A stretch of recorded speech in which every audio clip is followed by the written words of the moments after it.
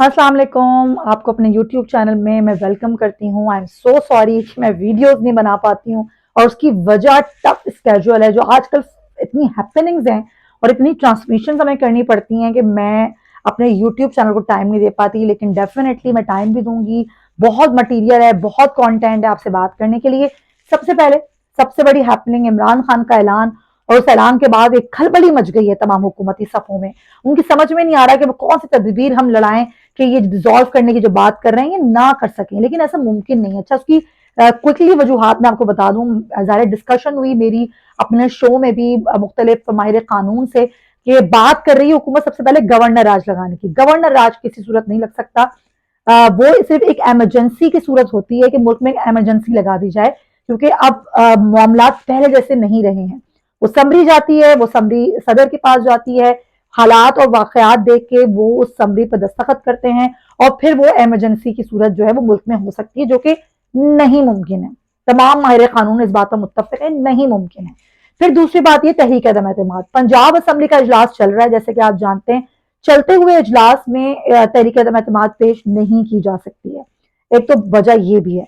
दूसरी बात यह है कि जब इजलास चल रहा हो तो उस इजलास के दौरान किसी भी वक्त 1 मिनट के अंदर अंदर असेंबली को डिसॉल्व किया जा सकता है। फौरन ही स्पीकर बोल सकते हैं और ये असेंबली डिसॉल्व हो जाएगी। केपी हाउस की भी यही सूरत हाल है। अब जहां तक बात रही सिंध की, तो सिंध में वैसे डिसॉल्व तो नहीं हो सकती क्योंकि पीपल्स पार्टी की हुकूमत है, लेकिन ये है कि जाहिर जो पीटीआई के लोग हैं वो इस्तीफा दे के बाहर चले जाएंगे, तो इलेक्शंस वहां पे भी होंगे।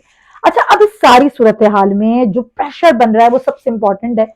और बार बार का क्योस, बार बार की इस तरह की अनसर्टिनिटी मुल्क में होनी ही नहीं चाहिए। चाहे वो पीटीआई हो, चाहे वो मुस्लिम लीग नून हो, चाहे वो पीपल्स पार्टी हो, तमाम जमातों को चाहिए कंसेंसस करें, बैठें मिलकर और मुल्क को आम इंतखाबात की तरफ लेकर जाएं। इसमें किसी की जिद और अना नहीं होनी चाहिए। फिर जो जमात जीते और जो जमात जिसको वोट मिले वो आए, अपनी हुकूमत बनाए, उसके बाद फिर वो आगे के मामला चलाए। ये इतना कोई मुश्किल काम नहीं है। लेकिन जो कि प्रैक्टिस लग रही है, हुकूमत नहीं चाहती इलेक्शन हो, पीटीआई चाहती है इलेक्शन हो, तो होगा ये कि 563 यानी कि 563 नशिस्तों पर इलेक्शन होंगे। ये इलेक्शन होते हैं अगर अप्रैल में, तो उसी साल यानी कि 2023 में अक्टूबर नवंबर में जनरल इलेक्शन हैं।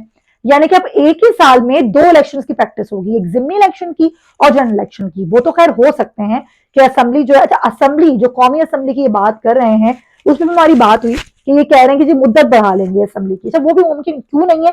उसकी वजह यह है कि अगस्त में असेंबली की मुद्दत खत्म हो रही है, उससे पहले असेंबली की मुद्दत बढ़ाई नहीं जा सकती है। ये भी एक ऑप्शन है। अब इस सारी सूरत हाल में हुकूमत के पास बज़ाहिर ऑप्शन मौजूद नहीं है। अब यही है कि आप जिम्नी इलेक्शन की तरफ जाएं, उसी साल में आप जनरल इलेक्शन की तरफ जाएं, करोड़ों का नुकसान पहुंचे, बार बार इलेक्शन कमीशन प्रैक्टिस करे, लोग भी ख्वार हों, एक अजीब क्योस की सूरत हाल जो है वो मुल्क में रहे।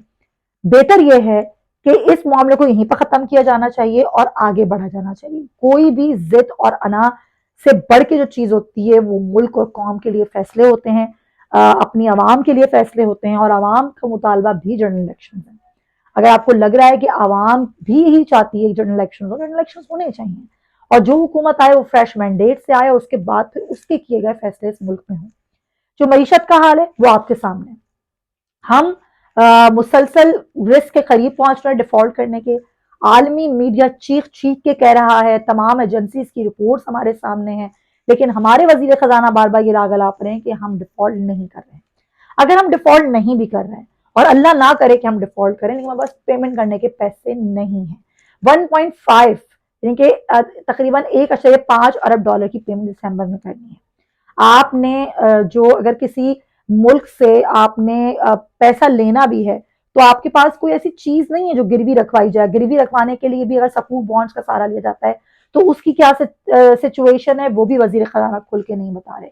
इंडस्ट्रीज का हाल आपके सामने है। इंडस्ट्रीज तबाह हो गई हैं, 400 फैक्ट्रीज बंद हो गई हैं, लोग बेरोजगार हो गए हैं, सरमायाकार सरमायाकारी करना नहीं चाहते, और उसकी वजह है ये पॉलिटिकल अनसर्टेनिटी। अगर ये कम नहीं होती तो ये सूरत हाल ऐसे ही चलती रहेगी। और सोचिए कि 8 महीने में मुल्क कहां पहुंच गया है, मजीद 8 से 10 माह में मुल्क और कहां पहुंच जाएगा।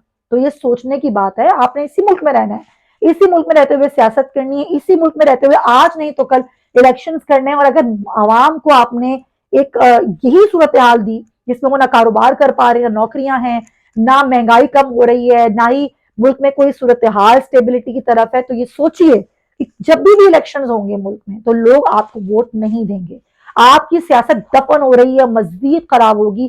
آپ کو آج یہ سوچنا ہوگا، پی ڈی ایم کی تمام جماعتوں سے یہ ریکویسٹ میں کروں گی کہ سوچئے، بیٹھیے، اپنے لیے نہیں، اس ملک کے لیے، جو ملک جس نے آپ کو شناخت دی ہے، یہ ملک جہاں آپ سیاست چمکاتے ہیں اپنی، جہاں آپ پیسہ کماتے ہیں، جہاں آپ اپنے کمائے گئے پیسے سے یا نہ بھی کمائے گئے پیسے سے اربوں کے محلات کھڑے کرتے ہیں، اس ملک کے بارے میں سوچیے۔ اگر آج آپ نے اس ملک کے اور اس ملک کی عوام کے بارے میں نہیں سوچا تو یہ پھر عوام آپ کا وہ حال کرے گی کہ آپ کو منہ چھپانے کی جگہ نہیں ملے گی۔